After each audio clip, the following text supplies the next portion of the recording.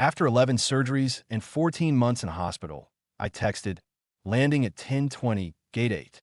My family never replied. No one showed up. I stood there alone. Then Mom texted, still waiting on the $4,800 for your sister's tuition. An hour later, a familiar SUV pulled up. It wasn't my family, but that person changed everything. After that, my phone wouldn't stop ringing, 48 missed calls.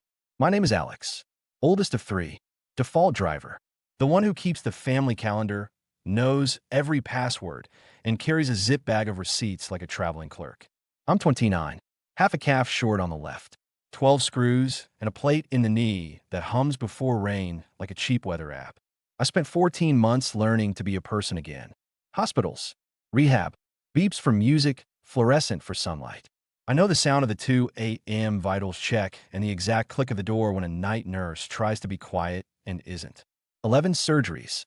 I can list them faster than my siblings can name state capitals. They called me resilient. What they meant was, I didn't die, and I was polite about it. The flight home landed early. Gate 8, Terminal B. My backpack dug into a tender place where skin meets graft. The crutches tapped out a metronome on the tile. I sat near the charging station with a clean view of the doors and the pickup lane. The arrivals board flipped like a restless book. I breathed in coffee, damp clothes, and the sour tang of recycled air. I texted the family chat, landing at 10:20, gate 8.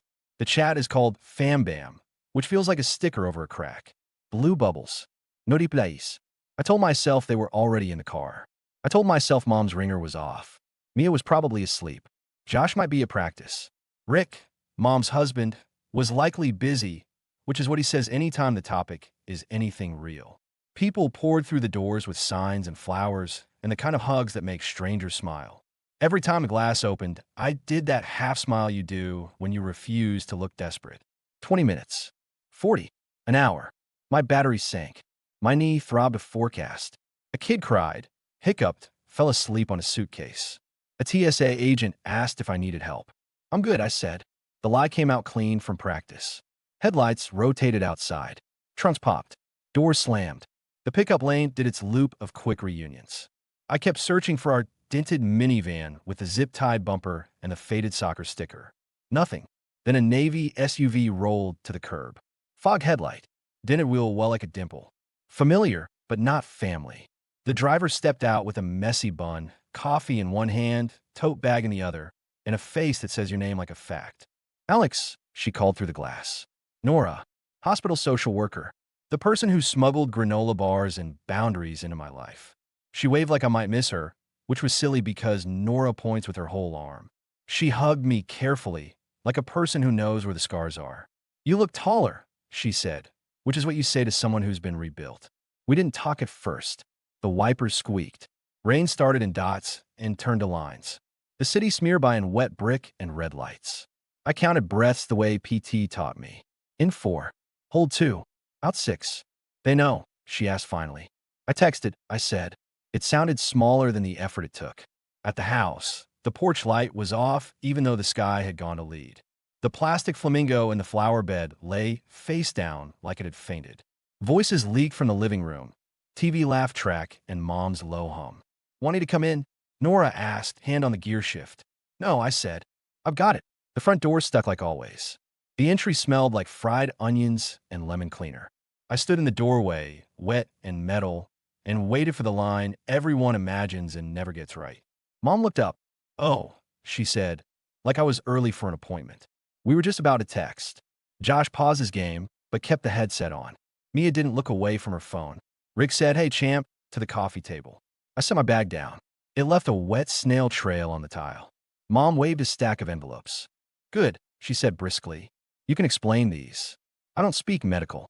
Not how are you? Not we missed you. Just explain these. The words sat between us like a switch. Paperwork. Something inside me stood up. Before the truck ran the light and met my left side, I was 2 jobs in a trench coat. Warehouse mornings. Call center nights. I stretched checks like pizza dough. Rent. Groceries. Mom's copay. Mia's emergency books. Josh's cleats. Rick's weird week at work. I bought the big pack of toilet paper because no one else remembered until we had none. Family is family, Mom would say, which meant Alex will fix it. If I said, I don't have it, she'd tilt her head and say, don't be ugly. Somewhere between ugly and ungrateful is where the money always appeared. My money. I didn't keep a ledger. Writing numbers down made me angry, and anger made me feel guilty, and guilt made me tap send faster. That was the system. They called it love. It was debt with confetti. Then the accident folded my life. Metal, glass, siren, white ceiling tiles. Someone saying my name like it belonged to another person. When I woke, a surgeon traced roads on my leg with his finger. Harvest, graft, fixation, 11 surgeries, 2 infections, a wound vac that gurgled. I learned to measure days by shift change and nights by the squeak of shoes. The first time Nora met my family was on speaker while I lay flat and tried not to throw up from the meds. Mom cried. Rick exhaled professionally. Mia said, this is insane, like a plot twist. Josh asked about Wi-Fi. When months left the surgeon's mouth, Mom said, we can't do this. We don't have money, then quickly added, Alex, honey, we'll figure it out. Translation, Alex will. Someone had to sign forms. Someone had to call insurance. At first, Mom said but we turned into Alex, can you log in? And they said something about a portal. What's that? And can you just talk to them? They use lingo. Lingo meaning English. Bills started arriving at Mom's because that address sits on my ID. She texted pictures. These give me a panic attack. Not should I bring them? When insurance denied a claim because box 14 wasn't checked, she sent me a sad face and fix this. I asked her to call once. She sent a screenshot of her Google Calendar labeled busy, busy, busy, as if blocks on a screen could erase mine. I paid from hospital bed. I whispered my car number to strangers named Priya, Jorge, and Steve while the morphine made the numbers swim. I put my apartment rent on credit for an apartment I barely remembered. I learned to memorize hold music. I learned to ask for itemized bills. I learned that no lives in your mouth like a foreign word until you practice. Nora taught me the practice. Try this, she'd say, and feed me lines like vitamins. I can't do that. That doesn't work for me. No, we said them out loud until my tongue stopped tripping. Boundaries sounded like arrogance at first. Then they sounded like breathing. The day I rolled through the door after 14 months, Mom handed me a stack of mail like a baton. While you're at it, she added as I peeled an envelope, Mia's tuition is due. They won't extend again. I swallowed. Mom, I can't. Her face roughened. Selfish, she said, not loud, just heavy. We all make sacrifices. You're not special.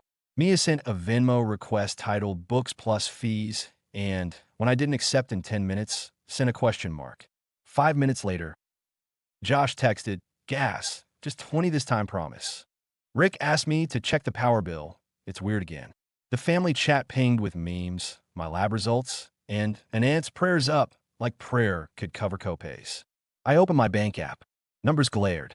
The red was loud. I closed it and breathed. In 4. Hold 2. Out 6. The phone vibrated again. Another request. My stomach went hot then cold. Nora wheeled in during PT with iced coffee and a folder. Let's put the invisible on paper, she said. We printed 3 years of statements. We highlighted anything labeled family, house, tuition, utilities, emergency. The pages glowed like a hazard sign. This isn't random, she said. It's a funnel. It's family, I said, because that's the word I built my excuses around. Family is a system, she said. Yours runs on whoever bleeds quietly. I didn't argue. The math did it for me. Mom escalated on schedule. She lined the mail up like dominoes and asked again for tuition. She said, we can't do this without you, like a threat disguised as a compliment. She said, you know how the world works? As if knowing meant paying. The accident didn't make them greedy. It made me unavailable. It exposed the fact that I'd been covering the holes so long they thought the floor was solid. At night, the hospital hummed, and I practiced saying no to the ceiling. I pictured the kitchen table. I pictured their faces. I pictured my own, new and steady. I rehearsed until the word didn't tremble. Not today. Not anymore. No.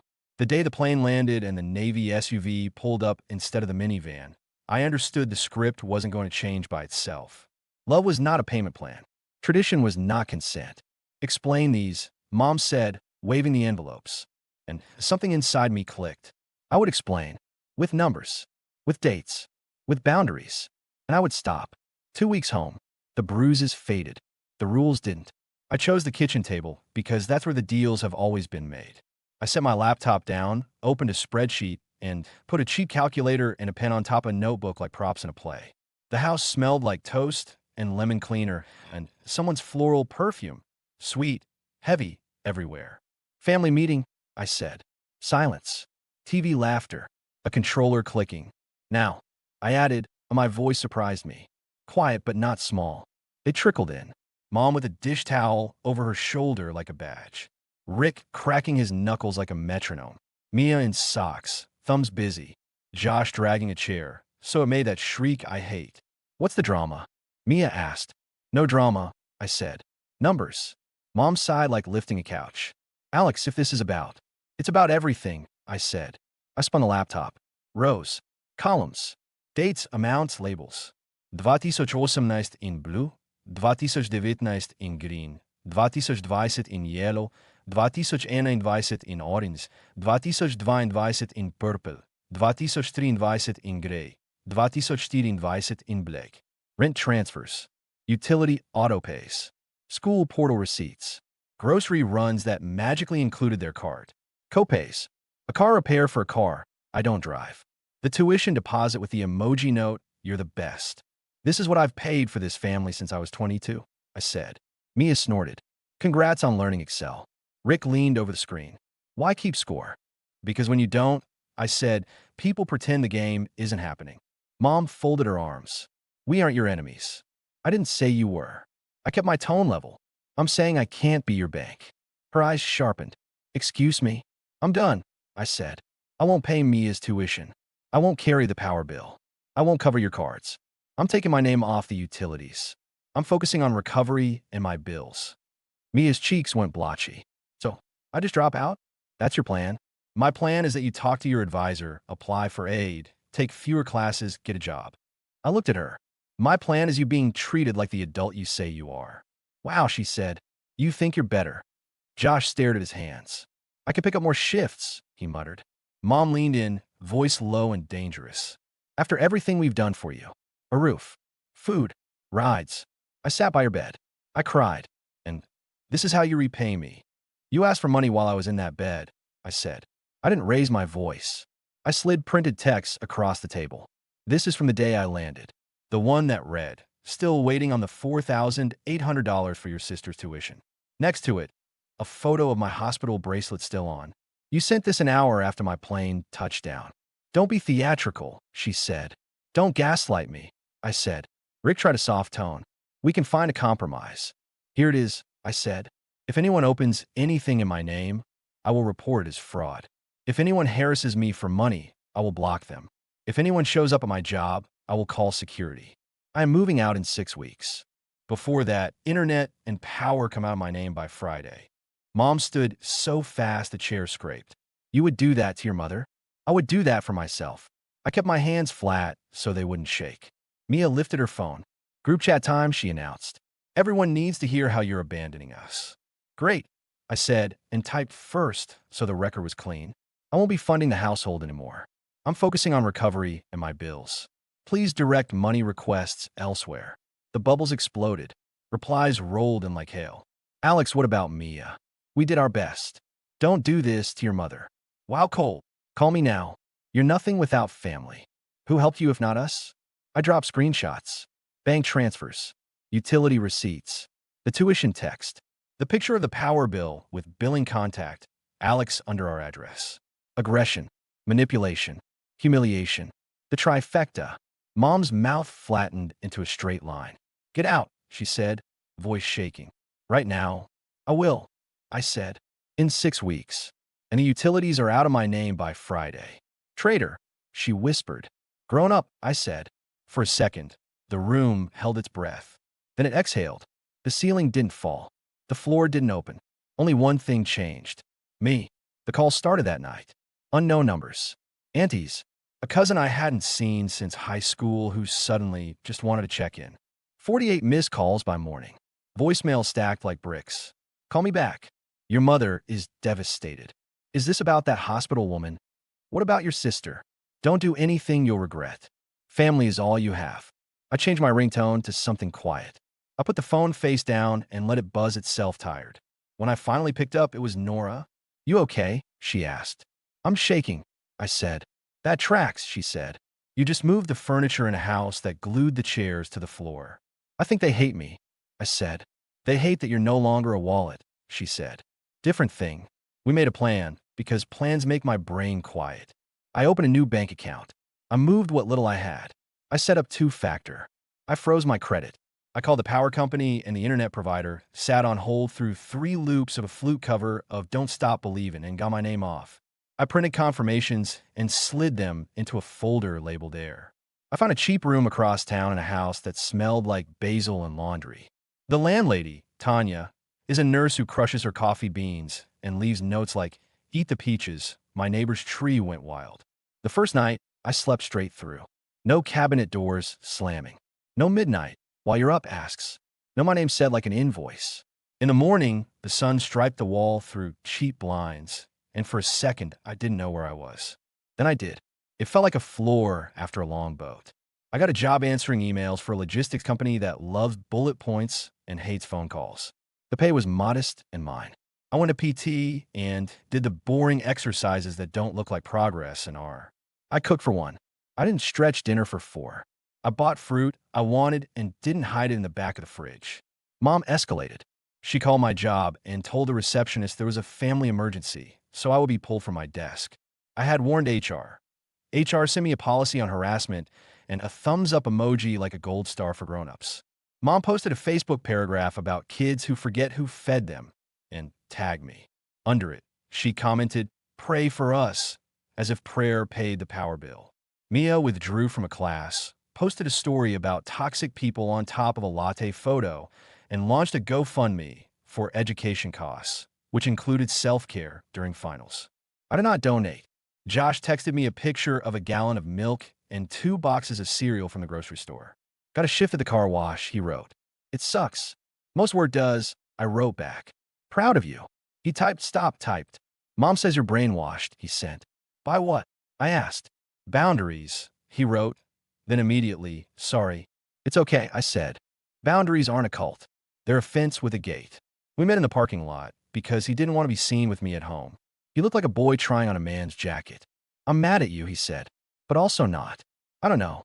You're allowed to feel more than one thing," I said. He looked at my leg like it might answer him.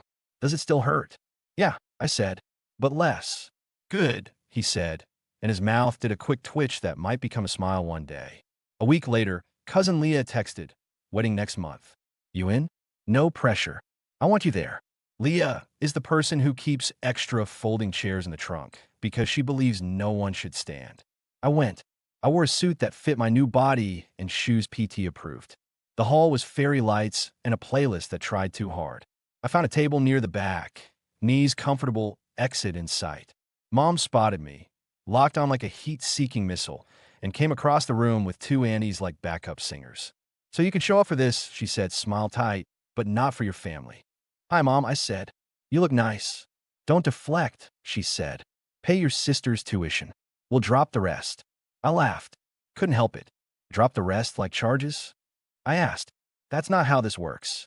Rick hovered behind her, hands in pockets, nodding like a dashboard bobblehead. Mia filmed because of course she did. I pulled out my phone. I had prepared. "Here's the confirmation that the utilities are out of my name," I said, showing the emails. "Here's the freeze from all 3 credit bureaus. Here's my new bank, 2-factor on, Face ID locked.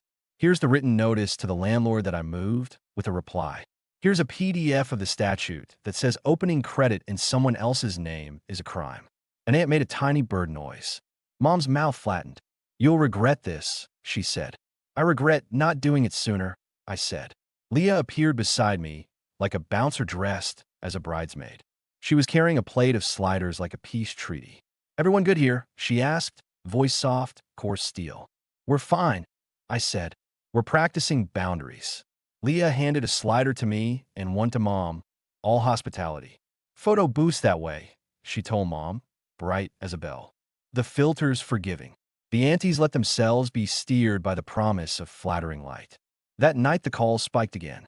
I silenced them, ate my slider like a raccoon in bed, and slept a full 8 hours. In the morning, Nora texted, "Proud of you. Coffee later." I wrote back, "Yes, please." And the please was about want, not permission. Real life kept grinding. Bills in my name stopped arriving at my mother's. I moved my things in slow trips: laundry basket, box of books, a mug that says "World's okayest sibling." I found my passport where it should have been and my birth certificate where it wasn't. I took photos of everything and sent copies to my own email, because sometimes the best defense is a PDF. Mom pivoted from rage to martyrdom. "We're surviving," she texted a cousin in a screenshot someone else sent me, despite abandonment. She started a group chat without me called real family. A different cousin leaked screenshots when my name came up. "Alex thinks they're better. Let them fall. They'll come crawling back." It stung that it didn't. Josh got more shifts. He sent me a picture of his first small paycheck with 3 exclamation points, then deleted 2 and sent it again. "Not much," he wrote, "but it's mine." I stared at the screen and cried a clean cry that didn't taste like rage. A month in, I could go downstairs without thinking about each muscle by name. I could stand in the shower without panic. I could sit in a park with a coffee, watch a dog obsess over a pigeon, and not check my phone every 60 seconds. I started feeling my days fill with things that were mine. Work, PT, 15 minutes where I just looked out a window and didn't fix anything. Mom tried one more play. She called my job and told the receptionist there was a family emergency and that they had to put me through. The receptionist, trained and unimpressed, took a message. HR slid by later, gave me a thumbs up, and said, "If she keeps calling, we'll block the number." I nodded and printed the policy like a talisman. 2 months after Gate 8, I went back to the airport to pick up a friend. I stood where I'd stood before, by the charging station, and watched doors open and close. The Navy SUV wasn't there. Nora was busy helping someone else learn to say no. The minivan wasn't there either. Families reunited around me with signs and flowers and flowers and signs. I didn't flinch. I checked the arrivals board. I sent one text: "I'm here." My friend came through and ran at me with a stupid poster in tears. I laughed. It didn't hurt. The next night, Mom called. I let it go to voicemail. "The internet bill came," she said, smaller than I'd ever heard her, "and it's not in your name anymore." "How did you do that?" She sounded like someone who had just found out the ocean is big. I texted back the customer service link. "No lecture, no fight, just information."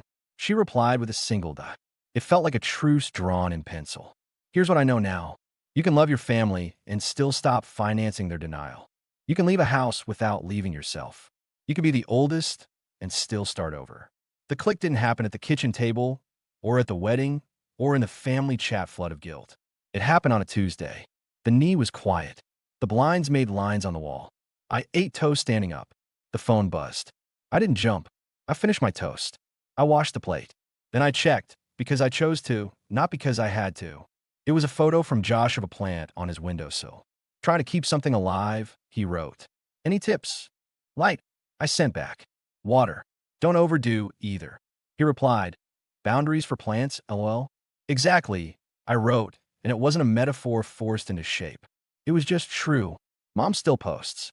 Mia still throws word shuriken from her phone. That's their weather. Mine is different. I do the boring exercises that keep me walking.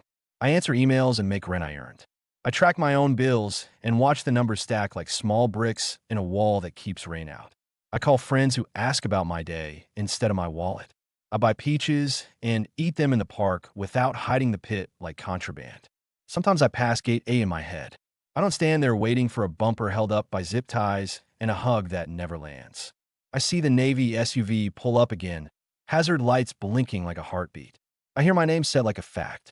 I remember that help is real, even when it doesn't look like the people you thought would offer it.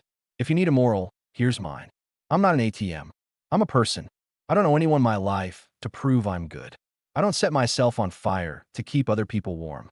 My phone still rings. Sometimes I answer. Sometimes I don't. Sometimes I say, "No, that doesn't work for me." And then I go outside, feel the air, and let the day be quiet. The metal in my knee hums before rain. It's not a warning anymore. It's a forecast. I close the windows. I make tea. I text the people who show up. I'm inside. I'm warm. Im mine.